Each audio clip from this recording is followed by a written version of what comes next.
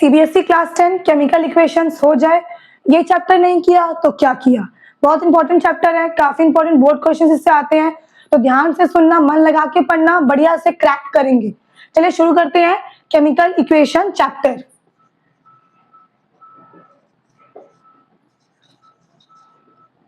ये मार्कर को भी अभी जाना था। सबसे पहले केमिकल इक्वेशन। केमिकल इक्वेशन क्या होता है? कोई भी इक्वेशन अगर यहाँ पे रिएक्टेंट्स होंगे और रिएक्टेंट से प्रोडक्ट्स बनेंगे।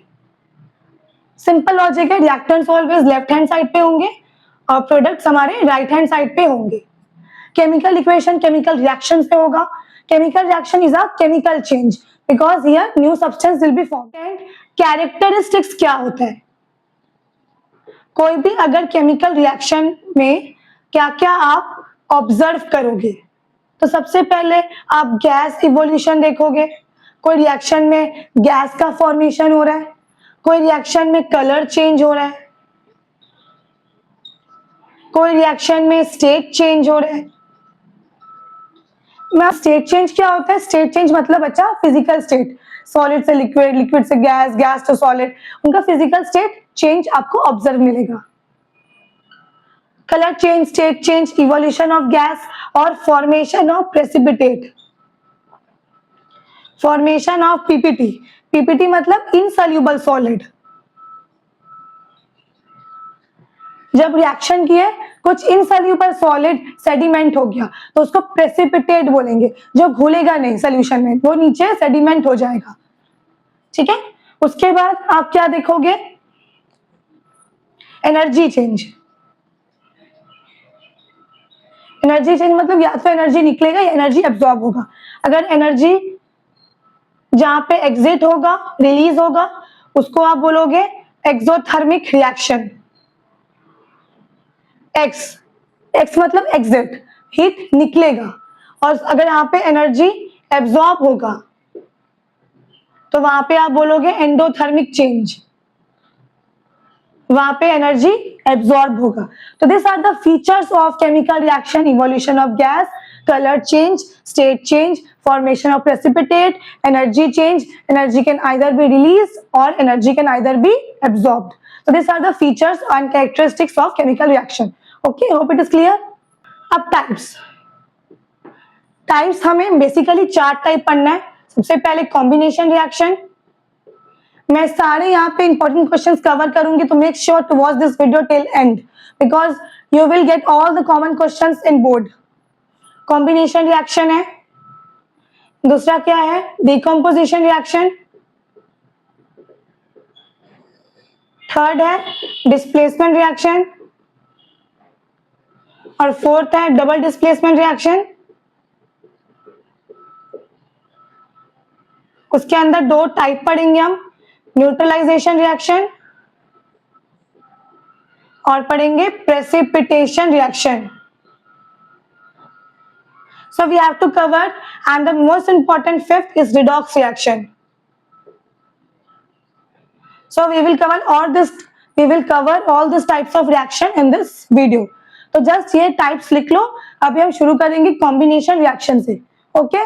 Combination का मतलब जुड़ना, combine होना, मतलब 2 substance जुड़ के एक single substance का formation होगा। तो इसका definition क्या है कि when 2 substances combine to form one single substance, उसको हम कॉम्बिनेशन रिएक्शन बोलेंगे। मतलब मेरा A प्लस बी से सिर्फ सिंगल सब्सटेंस बनेगा AB। सिंपल है, 2 जुड़ के 1 बना। बहुत सिंपल है, कॉम्बिनेशन का मतलब ही 2 जुड़ के 1 बनना। और सबसे इंपॉर्टेंट यहाँ पे जब 2 जुड़ के 1 बनेगा, यहाँ पे हीट निकलेगा, हीट एग्जिट होगा, तो मतलब combination reaction is exothermic in nature. यहाँ पे heat will release, exothermic in nature. समझ में आ गया? सबसे इंपॉर्टेंट क्वेश्चन जो आता है बोर्ड में, burning of magnesium. Burning of magnesium ribbon. तो मैग्नीशियम Mg हो गया, बर्न कर रहे ऑक्सीजन में, तो when magnesium Burns in oxygen it gives white sparkling flame, ठीक है, तो व्हाइट स्पार्कलिंग या dazzling flame. So when magnesium burns in oxygen, it produces white dazzling flame and will form magnesium oxide. तो यहाँ पे दो जुड़ के एक सब्सटेंस बना. So combination reaction is always when two substances combine to form one single substance. ठीक है, बैलेंस कर लो, यहाँ पे दो था, यहाँ पे दो कर लो, यहाँ पे दो कर लो. So magnesium when burns in air, it will form magnesium oxide. Magnesium oxide जिसका आपको व्हाइट पाउडर दिखेगा, व्हाइट पाउडर फॉर्म होगा और क्या, जब मैग्नीशियम जब जलेगा एयर में तो व्हाइट dazzling फ्लेम आएगा. होप क्लियर हो गया. चलिए, बहुत सिंपल रिएक्शन था, मिटाते हैं, नेक्स्ट इक्वेशन पे जाते हैं. मजा आ रहा है पढ़ने में, मजा बढ़िया से मजा आ रहा है. चलिए अब नेक्स्ट क्वेश्चन देखते हैं, important question. What happens when quicklime dissolves in water? What happens when quicklime dissolves in water? Ma'am quicklime क्या होता है? क्विकलाइम होता है कैल्शियम ऑक्साइड, इसको आप क्विकलाइम बोलते हो, CaO कैल्शियम ऑक्साइड. आप इसको पानी में डिसॉल्व कर रहे हो, पानी में. तो याद क्या रखना है, जब भी मेटल ऑक्साइड हो उसको आप पानी में डिसॉल्व करोगे, हमेशा मेटल हाइड्रोक्साइड आपको मिलेगा. ऑक्साइड प्लस पानी हाइड्रोक्साइड, तो ऑक्साइड में पानी मिलाए, हाइड्रोक्साइड आपका बना. तो ये क्या हो गया, कैल्शियम ऑक्साइड में पानी मिलाए, कैल्शियम हाइड्रोक्साइड आपको मिलेगा. इसका नाम क्या है, स्लेक लाइम. ठीक है, तो फिर दो जोड़ के एक बन रहा है, कॉम्बिनेशन रिएक्शन हुआ, तो यहाँ पे हीट फिर निकलेगा. सबसे इंपॉर्टेंट टॉपिक रिमाइंडर रख लो कि दो जुड़ के जब एक बनेगा हीट निकलेगा, एक्सोथर्मिक चेंज होगा. ठीक है, दो जुड़ के एक बना, हीट निकला. So quicklime dissolves in water to form slake lime. तो यहाँ पे क्या होगा, हीट निकल रहा है तो एक्सोथर्मिक रिएक्शन है. और ये रिएक्शन बच्चा, ये रिएक्शन बहुत विगरस है, बहुत विगरस मतलब बहुत फास्ट रिएक्शन है. When you dissolve quicklime in water, it will vigorously react with each other and will form calcium hydroxide. बहुत vigorous, बहुत spontaneous reaction है. समझ में आ गया? तो ये important observation के लिए आता है, reaction slake line बना, observation. अब important क्या है, quicklime का use. quicklime का use क्या होता है, ये use होता है सीमेंट इंडस्ट्री में, used in सीमेंट इंडस्ट्री. समझ में आ गया? अब स्लेक लाइम का भी यूज काफी इंपॉर्टेंट है, ये मैं आपको समझा रही हूँ, ये कॉपी कर लो तब तक, फिर मैं रब करके समझाती हूँ. रिएक्शन जो था हमारा क्विक लाइम वाला. अब हमको क्वेश्चन जो बोर्ड में काफी इंपॉर्टेंट है, ये स्लेक लाइम का यूज ऑफ स्लेक लाइम. इसका बच्चा यूज क्या होता है, इसका यूज होता है white washing the wall, white washing walls में. मतलब कैल्शियम हाइड्रोक्साइड को जब वॉल्स पे अप्लाई कर दोगे, ठीक है, तो बाहर में कार्बन डाइऑक्साइड प्रेजेंट है एयर में, CO2 प्रेजेंट है एयर में, तो स्लो रिएक्शन होगा, काफी स्लोली वो लोग रिएक्ट करेंगे आपस में. और कैल्शियम हाइड्रोक्साइड प्लस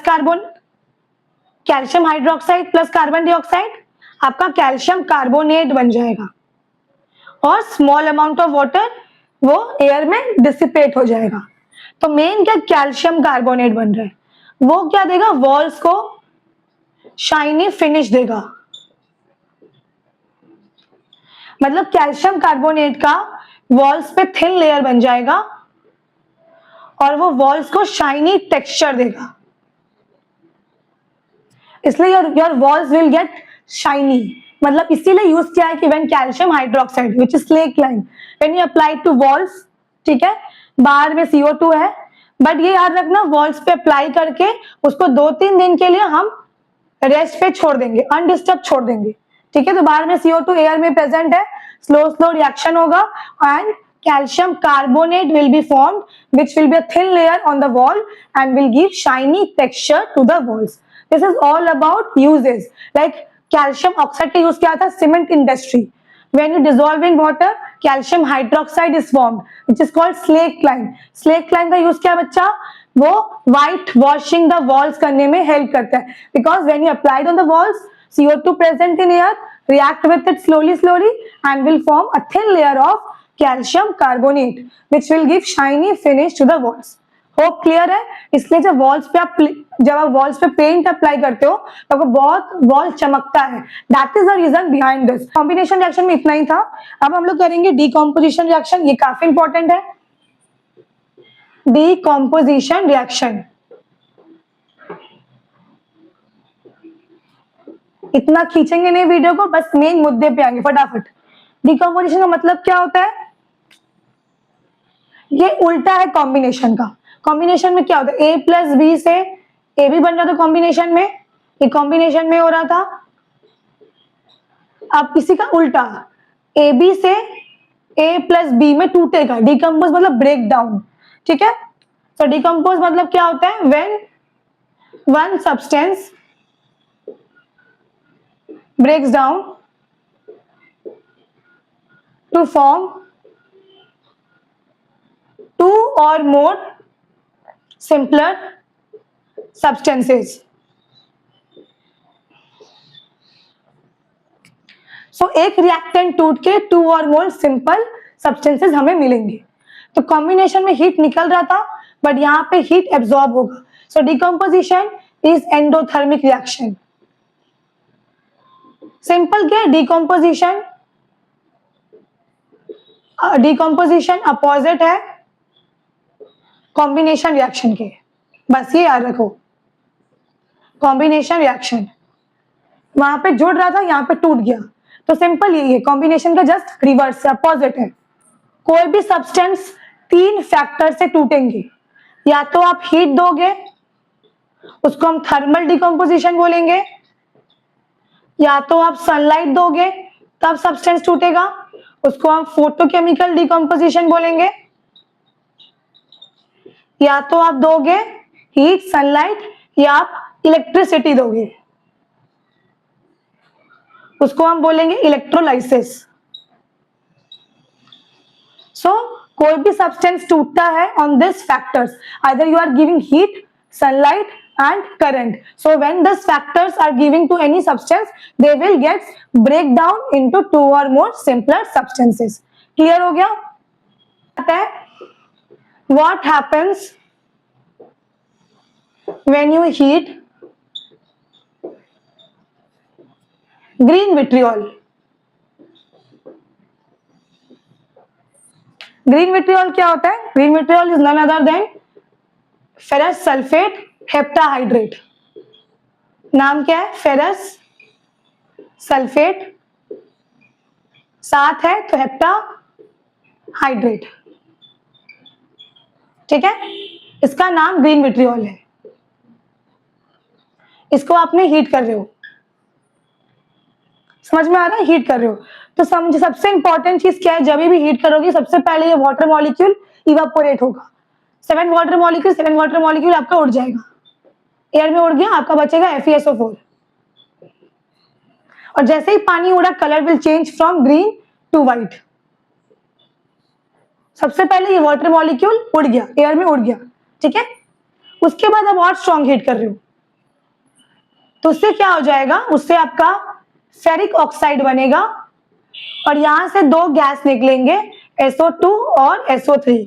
ये दोनों पंजेंट स्मेलिंग गैस है, pungent and suffocating smell gas. और Fe2O3 तो पता ही है, रस्ट का फॉर्मूला है फेरिक ऑक्साइड. इसका रंग क्या होगा? Reddish brown.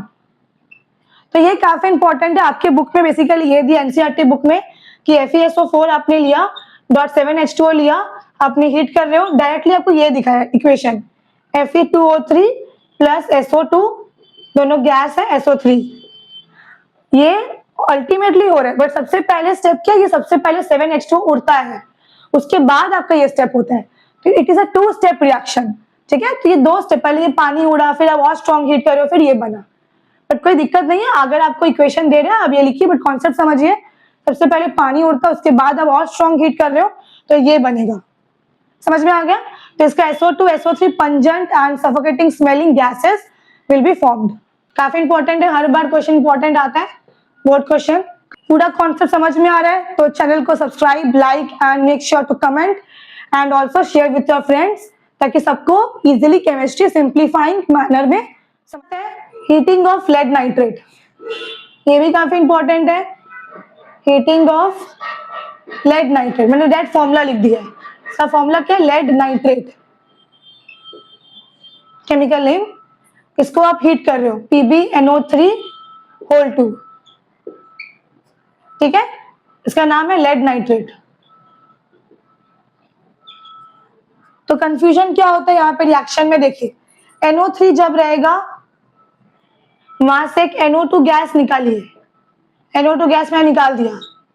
अभी 3 से 2 ऑक्सीजन हुआ है, एक ऑक्सीजन कम है, वहां से O2 गैस निकल जाएगा। एक और कम है, वहां से O2 गैस निकल जाएगा।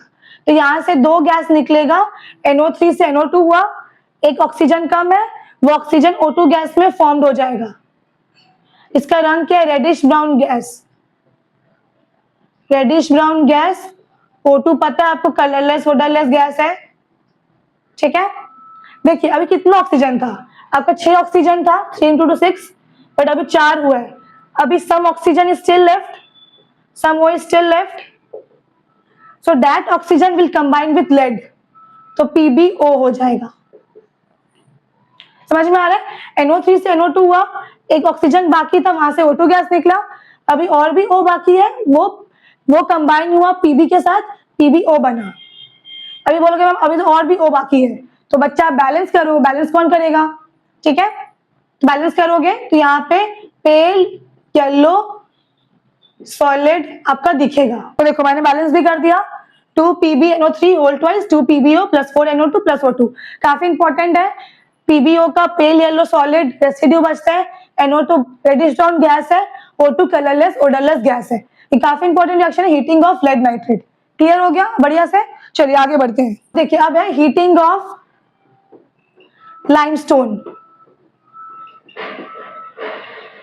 लाइमस्टोन बच्चा क्या होता है? Calcium carbonate. अभी ना बहुत चालाक हो गया है, अभी तुमको ऐसा नहीं कि हीटिंग ऑफ कैल्शियम कार्बोनेट दे, तुमको देगा लाइमस्टोन, सब कॉमन नेम देगा, ताकि बच्चे कंफ्यूज हो। बट आपको कंफ्यूज नहीं होना है, आपको समझना limestone is none other than calcium carbonate. Okay, so calcium carbonate is limestone. तो रिएक्शन सीखते हैं, जहां पे CO3 दिखे, CO3 से कार्बन डाइऑक्साइड गैस उड़ा दो, तो CO2 गैस उड़ गया। अभी क्या बचा? 3 से 2 ऑक्सीजन हुआ है, एक O बचा है, और Ca से जुड़ेगा वो CaO बन जाएगा, CaO कैल्शियम ऑक्साइड बन गया। समझ में आ रहा है? CaCO3 था, यहां से CO2 गैस उड़ा मेरा, 3 से 2 ऑक्सीजन हुआ है, एक ऑक्सीजन बाकी है, it will combine with calcium, CaO will be formed. Clear? तो यहाँ पे कैल्शियम कार्बोनेट से क्विक लाइन बन गया, कैल्शियम ऑक्साइड, और CO2 गैस उड़ गया। CO2 गैस क्या होता है? इसका ब्रिस्क एफरवेसेंस होता है, brisk effervescence, rapid bubbles of CO2।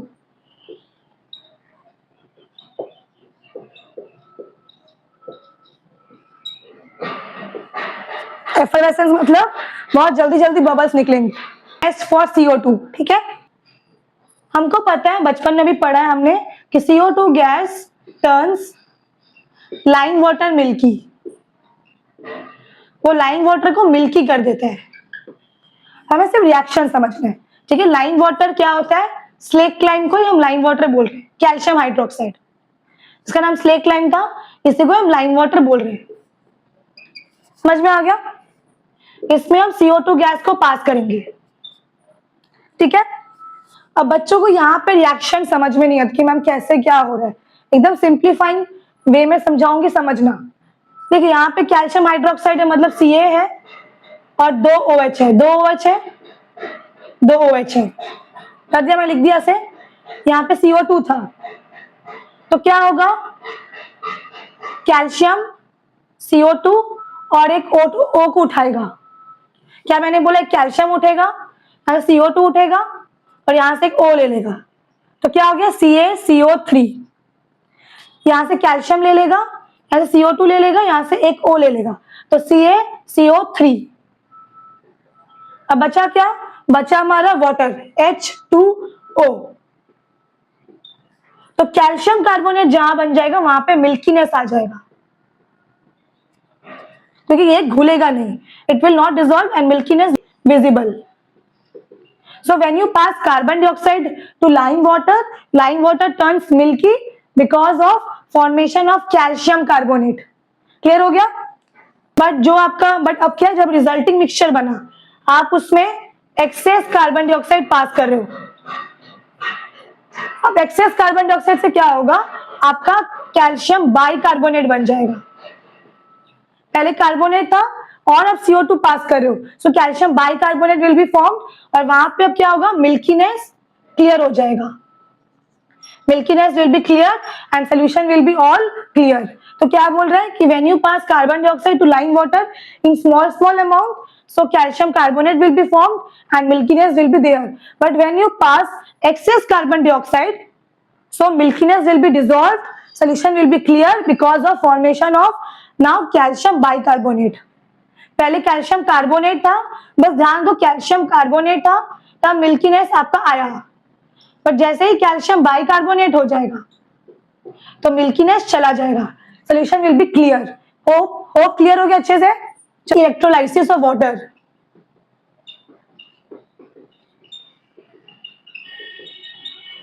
ठीक है, मतलब अब पानी टूटेगा। H2O लिया आपने, उसमें आप इलेक्ट्रिसिटी पास कर रहे हो, तो पानी किससे बना, हाइड्रोजन से, ऑक्सीजन से, उसी के कंपोनेंट्स से टूट जाएंगे। हाइड्रोजन H2 में टूटा, ऑक्सीजन O2 में टूटा, बैलेंस कर लीजिए, 2H2 2H2 हो गया। तो बट यहां पे हम एसिडिफाइड वाटर लेते हैं।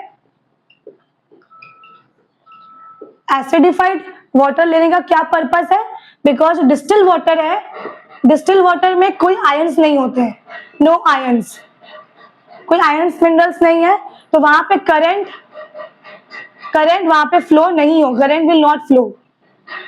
सो when you add acid to water, so ions will be there, acid will give ions and current will flow।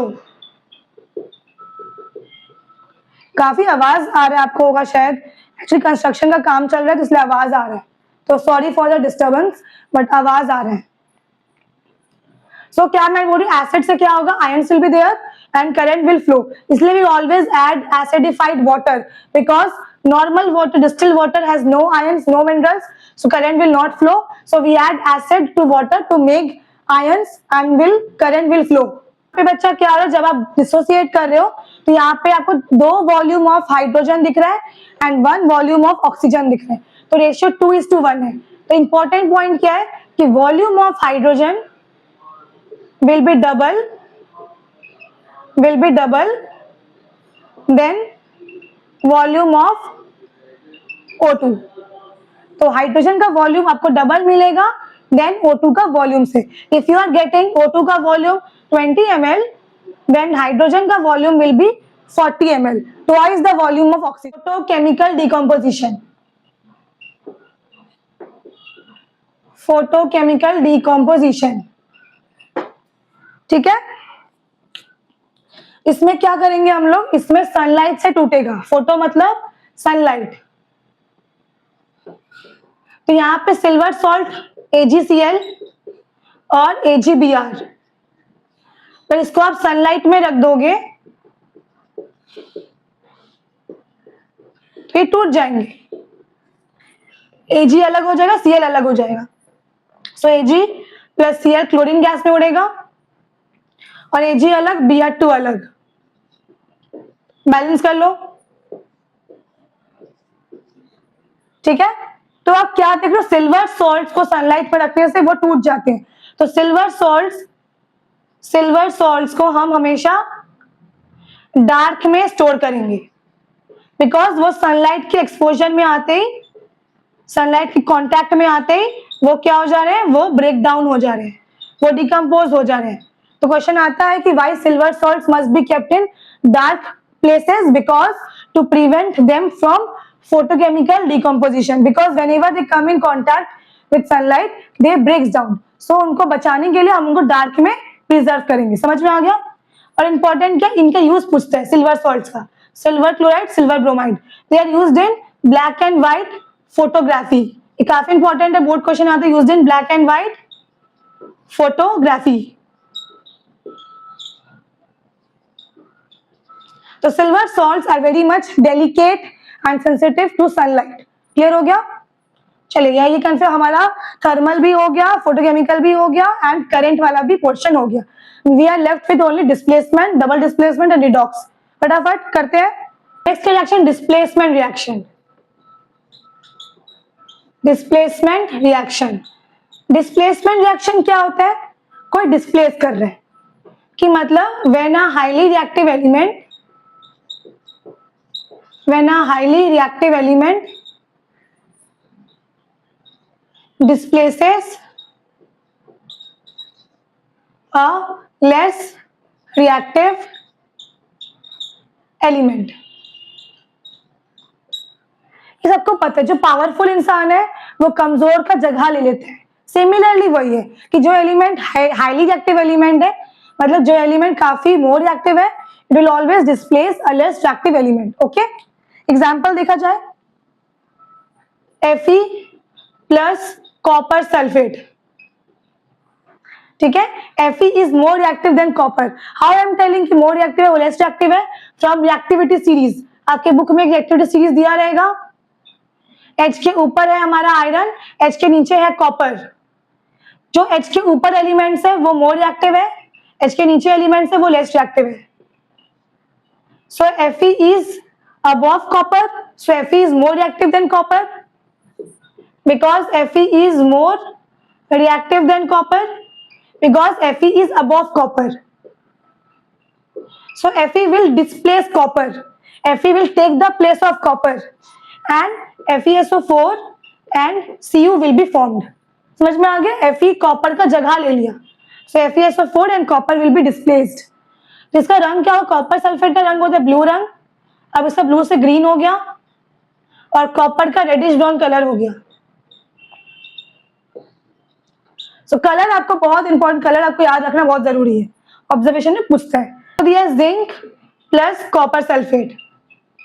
Now zinc is also above copper, H के नीचे कमी एलिमेंट से कॉपर है, सिल्वर है, gold है, mercury है। I am not arranging in the series copper, silver, gold, mercury, platinum, so these are the elements which are below hydrogen। ठीक है, so zinc is not there below hydrogen, so zinc must be above hydrogen, so obviously zinc is more reactive than copper, so zinc will displace copper and zinc sulfate and copper will be formed। okay, फिर इसका रंग copper का हमेशा blue रंग होता है, zinc sulphate का colourless रंग हो जाएगा एंड कॉपर का रेडिश ब्राउन कलर आपको फिर मिलेगा। बहुत सिंपल है, बस आपको याद रखना है रिएक्टिव एलिमेंट कौन सा है और लेस रिएक्टिव कौन सा एलिमेंट है। It will always, a more reactive element always displaces, always take the place of less reactive element. Simple concept है, समझ में आ गया? चलिए और एग्जांपल्स देखते हम। आपको दिया है लेड प्लस कॉपर क्लोराइड, फिर आपको दिया है सिल्वर नाइट्रेट प्लस कॉपर। ठीक है, तो lead plus copper chloride, so lead is always above hydrogen, because यहाँ पे लेड नहीं है, तो यहाँ पे क्या है कॉपर, सिल्वर, गोल्ड, मरकरी और प्लैटिनम। एच के नीचे, एच के नीचे लेड नहीं है तो मतलब एच के ऊपर है lead, so lead is more reactive than copper, it will displace copper and PbCl2 will be formed then copper, because lead is more reactive than copper. अगर आपको सीरीज याद नहीं हो रहा है, आप सिर्फ एच के नीचे एलिमेंट्स याद कर लीजिए, copper, silver, gold, mercury, platinum, because इनके अलावा सब ऊपर ही है, so they are more reactive. It will be simplify for you. Silver nitrate plus copper, अब कॉपर सिल्वर से ऊपर है, so copper will displace silver, copper nitrate will be form and silver will be अलग, silver will be displaced. ठीक है, चलिए हो गया displacement reaction. Double displacement reaction simple पे समझते क्या होते हैं। समझिए आपको ए बी दिया है और सी डी दिया है, यहाँ पे एक्सचेंज ऑफ आयंस होगा। एक्सचेंज ऑफ आयंस मतलब क्या होगा, ए डी को पकड़ेगा, ए डी होगा, तो इसका फर्स्ट इसका लास्ट और इसका फर्स्ट इसका लास्ट, सी बी, इसका फर्स्ट इसका लास्ट, इसका फर्स्ट इसका लास्ट, सी बी। तो this will be exchange of ions. Example देखते हैं, अगर हम Na2SO4 लिया और BaCl2 बना, Na2SO4 और BaCl2 हमने लिया है, तो इसका फर्स्ट इसका लास्ट NaCl बन जाएगा। सामने दो दो है तो सामने दो रख दिया मैंने, फिर इसका लास्ट फिर क्या होगा, इसका फर्स्ट इसका लास्ट BaSO4। ठीक है, इसका आपको व्हाइट प्रेसिपिटेट ऑब्जर्व होगा। मैंने बोला ही है डबल डिस्प्लेसमेंट के अंदर में दो कैटेगरीज है, precipitation reaction and neutralisation reaction. तो यहाँ पे पीपीटी बन रहा है BaSO4 का, is example of precipitation reaction because PPT is forming here. Clear हो गया, तो ये प्रेसिपिटेशन रिएक्शन हो गया, प्रेसिपिटेशन रिएक्शन। और एग्जांपल देख सकते हैं, अगर हम यहाँ पे NaCl ले और AgNO3 ले तो AgCl बन जाएगा, इसका फर्स्ट इसका लास्ट और NaNO3 बनेगा। AgCl का भी व्हाइट प्रेसिपिटेट बनेगा, thick thick thick white precipitate, thick curdy white precipitate बोलोगे, एकदम गाढ़ा दही जैसा प्रेसिपिटेट बनता है। ठीक है, क्लियर हो गया। तो यहाँ पे जहां पे आपका रिएक्शन में प्रेसिपिटेट बनता है, it is called precipitation reaction. Clear. अब नेक्स्ट क्या है, न्यूट्रलाइजेशन रिएक्शन। इसमें क्या होगा, इसमें एक एसिड होगा और एक बेस होगा, it will form salt and water. Simple है, एसिड हम HCl ले लेते हैं और बेस क्या होता है, जिसमें बेस क्या होता है, जिसमें हाइड्रोक्साइड होगा OH माइनस या ऑक्साइड होगा O2 माइनस। तो हम बेस ले लेते हैं NaOH प्लस NaOH, तो OH आ गया मतलब बेस हो गया मेरा। ठीक है, तो इसका फर्स्ट इसका लास्ट H2O हो गया और सॉल्ट NaCl हो गया। सिंपल है। सो acid plus base always form salt and water. Clear हुआ। और ले लीजिए H2SO4 ले लीजिए एसिड में और बेस ले लीजिए KOH, तो HOH क्या बना, वाटर बन गया और K2SO4 सॉल्ट बन जाएगा। बैलेंस कर दीजिए 2 2। डबल डिस्प्लेसमेंट दो टाइप का है, precipitation reaction where precipitate will form and other is neutralisation reaction where acid and base will react with each other to form salt and water. Clear, done, clear हो गया। अब last है redox reaction, काफी important. चलिए redox reaction. Redox मतलब क्या होता है, where both reduction and oxidation takes place simultaneously। मतलब रिडॉक्स में क्या होता है, ऑक्सीडेशन रिडक्शन एक साथ पैरेलली चलेंगे। कैसे होगा देखते हैं, एग्जांपल देखिए। ऑक्सीडेशन क्या होता है, addition of oxygen and removal of hydrogen, समझ में आ रहा है। एंड रिडक्शन क्या होता है, इसका उल्टा, addition of hydrogen and removal of oxygen. Clear हुआ। एग्जाम्पल देखते हैं, अगर हम कॉपर ऑक्साइड है प्लस हाइड्रोजन है, आपका रिएक्शन हुआ कॉपर प्लस वाटर। देखिए अब कॉपर ऑक्साइड से बन रहा है कॉपर, यहाँ पे ऑक्सीजन का लॉस हो रहा है, रिमूवल ऑफ ऑक्सीजन। तो जहां पे O घटता है, रिमूव होता है, उसको बोलते हैं रिडक्शन, बिकॉज यहाँ पे लॉस ऑफ ऑक्सीजन हुआ है। और H2 में देखिए H2O बन रहे हैं, एडिशन और ऑक्सीजन का, प्लस O किसमें होता है, यस ऑक्सीडेशन में, तो यहाँ पे ऑक्सीडेशन हुआ है। सो H2 से H2 ऑक्सीडेशन, कॉपर ऑक्साइड से कॉपर रिडक्शन। अब याद क्या रखना है आपको, देखिए जिसका रिडक्शन हो रहा है वो खुद क्या है, वो खुद ऑक्सीडाइजिंग एजेंट है। और जिसका ऑक्सीडेशन हो रहा है H2 का, तो वो खुद क्या है, रेड्यूसिंग एजेंट। तो जिसका रिडक्शन हो रहा है वो ऑक्सीडाइजिंग एजेंट है, और जिसका ऑक्सीडेशन हो रहा है मतलब सब्सटेंस विच अंडरगोज ऑक्सीडेशन, वो इटसेल्फ क्या है, रेड्यूसिंग एजेंट है। समझ में आ गया? सो देखिए इसमें साथ साथ हो रहा है, ऑक्सीडेशन भी हो रहा है, रिडक्शन भी हो रहा है। So it is an example of redox reaction where both oxidation and reduction takes place simultaneously. ये दिया हुआ है PbO प्लस हाइड्रोजन। देखिए हाइड्रोजन ऑक्सीजन को बहुत चाहता है, ठीक है। जहां पे हाइड्रोजन को दिख जाए ऑक्सीजन, वो उसको अपनी तरफ अट्रैक्ट कर लेगा, ठीक है। तो हमेशा H2O बन जाएगा और Pb अलग हो जाएगा। अगर आपको रिएक्शन नहीं पे दिया, बस ये समझ लीजिएगा H2 is very much loving towards oxygen. H2 will always pull oxygen and H2O will be formed. So PbO से Pb बन गया, ऑक्सीजन लॉस हो गया, तो क्या बोलेंगे, रिडक्शन। यस, रिडक्शन हो गया और H2 में ऑक्सीजन जुड़ गया, एडिशन ऑफ ऑक्सीजन हुआ, तो यहाँ पे ऑक्सीडेशन हो गया। समझ में आ गया? अभी देखिए, अब इसका रिडक्शन हुआ है तो खुद कैसा हुआ, ये ऑक्सीडाइजिंग एजेंट, और इसका ऑक्सीडेशन हुआ है तो खुद कैसा हुआ, रेड्यूसिंग एजेंट।